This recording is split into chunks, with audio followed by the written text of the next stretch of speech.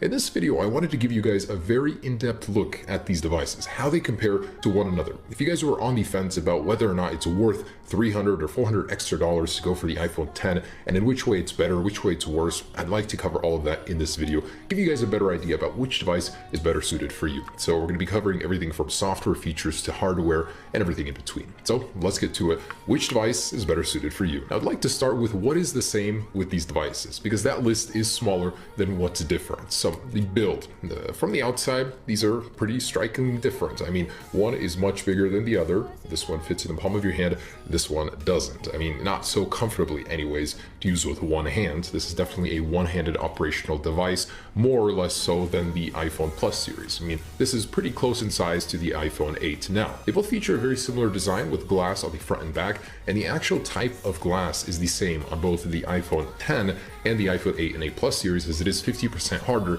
than the standard glass on the iPhone 7 and 7 Plus. So that's good in terms of durability. As far as displays go, these guys do have the same technologies when it comes to displays in terms of true tone. So they will both adjust the ambience of the display to the current color temperature in the room, giving it a more even look. Also, they are both capable of the same brightness. So even though this one is an organic LED display, it is still capable of about 625 nits, the same as the iPhone 8 and 8 Plus. Are splash resistant, but definitely don't take them in the pool expecting them to survive. Now, the processing power across all three of these devices is the same. So you're going to get the Apple A11 chip with the Neural Engine and A11 Motion co-processor on all three devices. So they'll all be just as powerful as each other, although it's not confirmed. The iPhone 8 though will be getting a gigabyte less of RAM compared to the 8 Plus and iPhone 10. Now, all of the cameras are 12 megapixel, although only the 8 Plus and the iPhone 10 will be getting the portrait mode. So using an improved version of the existing one, you're going to get that bokeh effect in some certain locations and pictures that you decide to use that on. All of the devices do have the improved flash unit with a 2 times better uniformity when taking pictures in the dark with that flash, so that's good.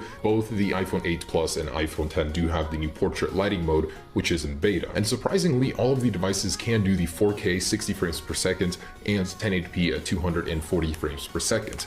Now, on the front of the device, all three cameras do have the same 7 megapixel sensor, although the iPhone 8 can do the portrait mode on the front and the emojis, which we'll get into in just a second, which the others cannot. All of the devices do have the 64 and 256 gigabyte storage capacity, and all of them do have the Qi wireless standard for wireless charging, and all of them do have fast charging. So that's 30 minutes will give you about 50% battery life. That's pretty good for an iPhone. So that is where the similarities end. I decided to do what's the same so you guys get a general idea of where they stand. But